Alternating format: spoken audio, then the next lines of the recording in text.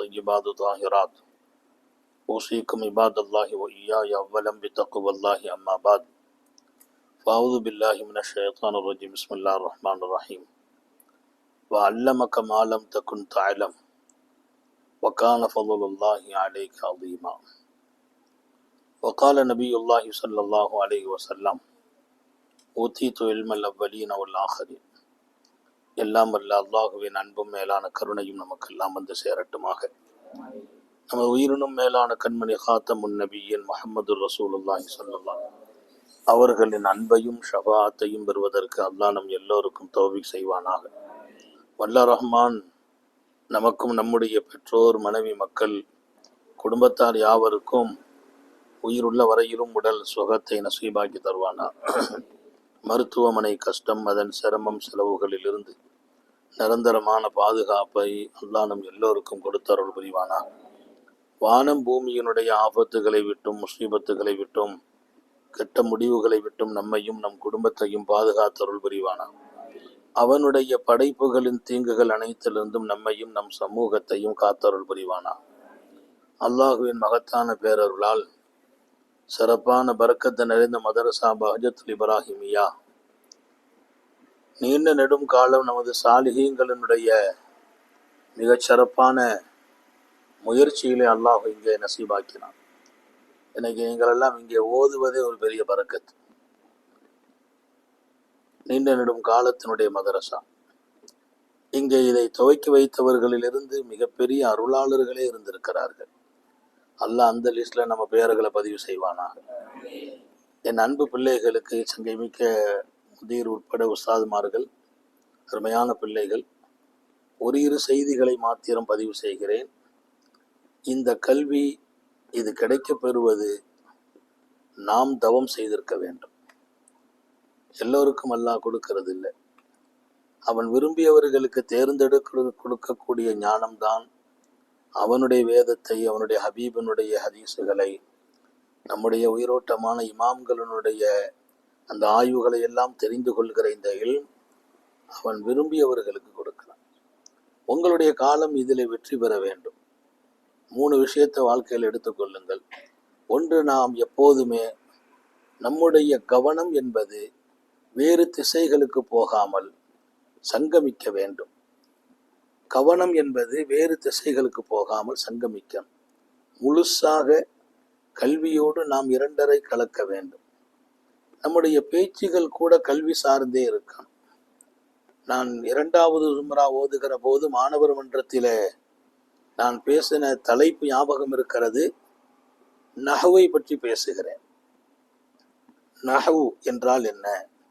2வது ஜும்ராவில் அந்த ஒரு தாகம் இருந்தது. நாம் முழுக்க முழுக்க இதோடு கலப்பது, நம்முடைய பேச்சும் மூச்சும் இல்மு சார்ந்து இருப்பது, நமக்கிடையே பேசுகிற விஷயங்கள் கூட அப்படித்தான் இருக்க வேண்டும். அல்லாஹ் பெரிய கருணை செய்தான். ஓதி முடிக்கிற வரையிலும் ஜாலியாக இருந்தோம், சந்தோஷமாக இருந்தோம், அதிலெல்லாம் மாற்றில்லை. ஆனால் மாணவர்கள் அத்தனை பேர்களும் கல்வியில் நம்மோடு பரிமாறும் இடத்தில் அல்லாஹ் உட்கார வைத்திருந்தான். கல்லூரி காலத்தில் கீழே உள்ளவங்க பாடம் கேட்க வர்றாங்க, மேலே உள்ளவங்களுக்கும் பாடம் கேட்டு வருவாங்க. பாடம் நடத்துறதே ராத்திரி 12-1 மணி வரைக்கும் கூட பிள்ளைங்களுக்கு பாடம் நடத்துகிற ஒரு வாய்ப்பு. அதுதான் இன்றைக்கு நாம் துலங்குகிறோம், ஜொலிக்க அல்லாஹ் வைக்கிறான் என்றால் இதோடு உங்களுடைய சிந்தனை ஒருங்கிணைய வேண்டும். கவனம் சிதறல் என்பது கூடாது.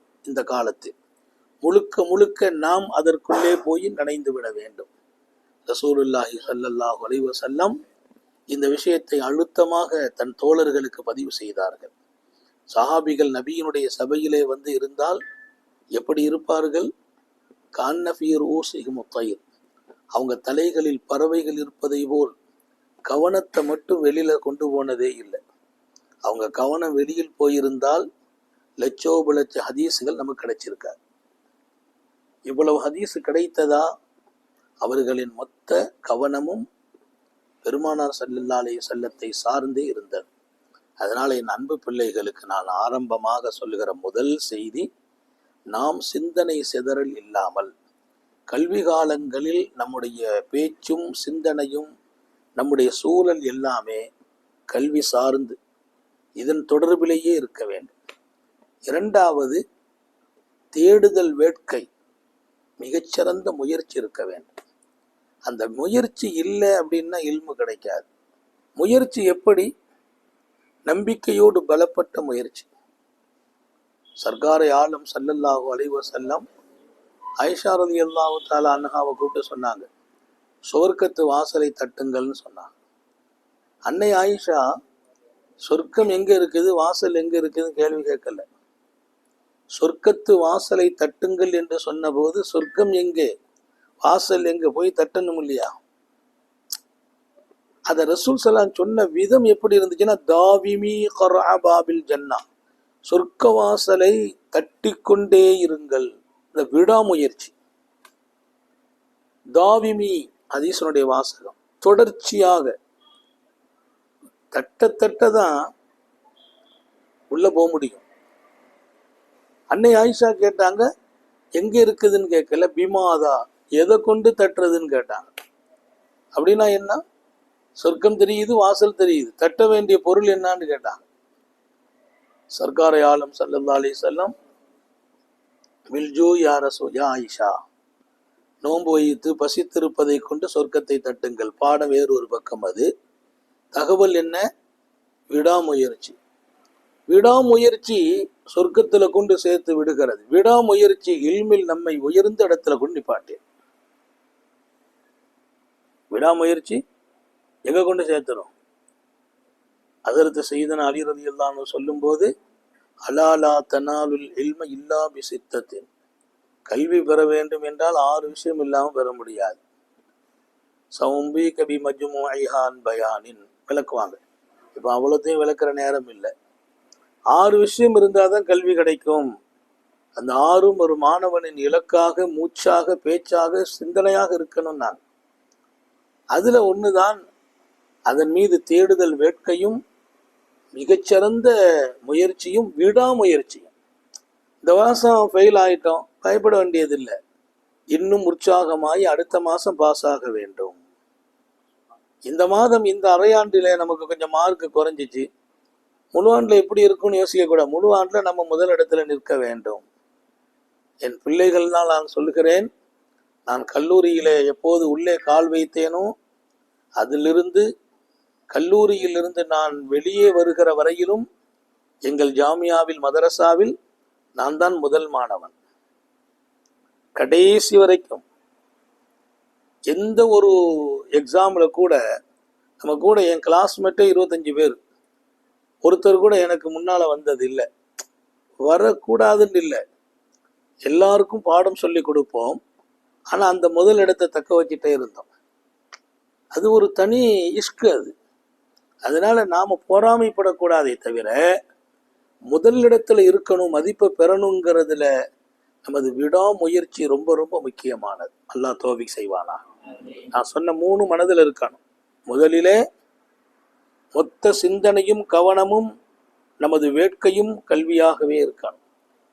இதை அடைவதற்கு மகத்தான விடாத முயற்சியை மேற்கொள்ளணும். ஸல்லல்லாஹு அலைஹி வஸல்லம் ஆயிஷா நாயிட்ட சொன்ன மாதிரி. 3வது, இந்த கல்வி அடையும் இந்த காலத்தில் நமது வாழ்க்கையில் பேணுதலும் பயபக்தியும் இருக்கான்.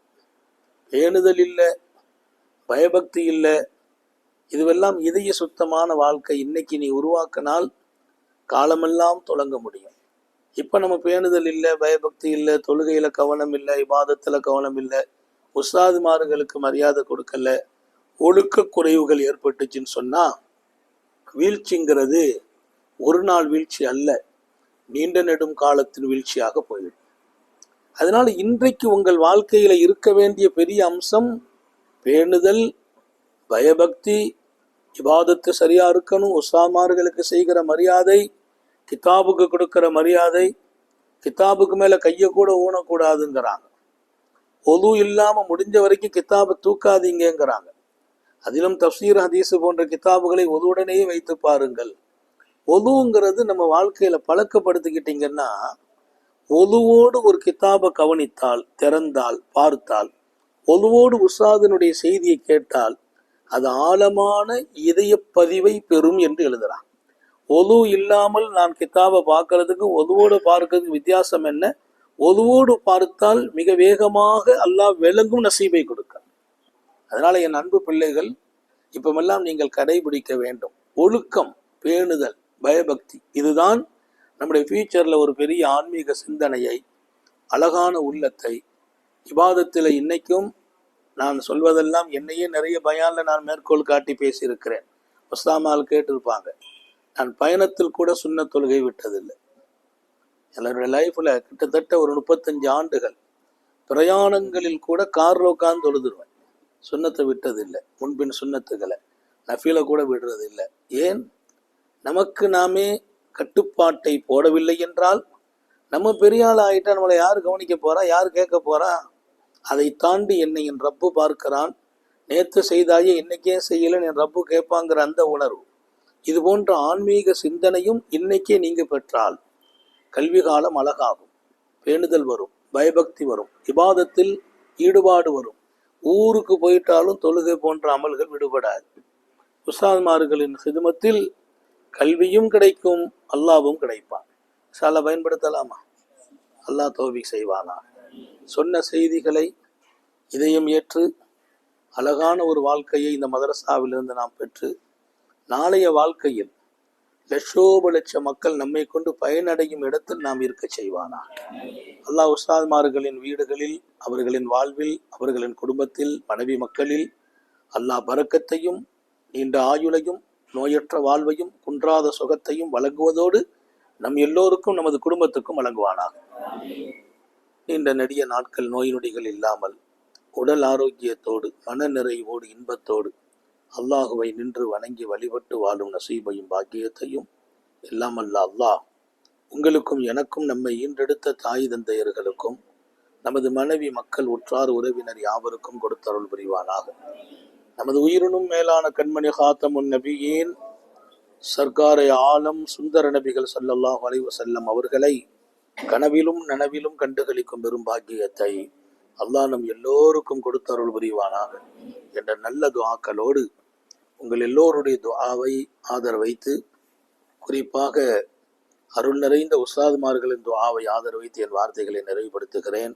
வாஹிரு தாவானா அல்ஹம்துலில்லாஹ்.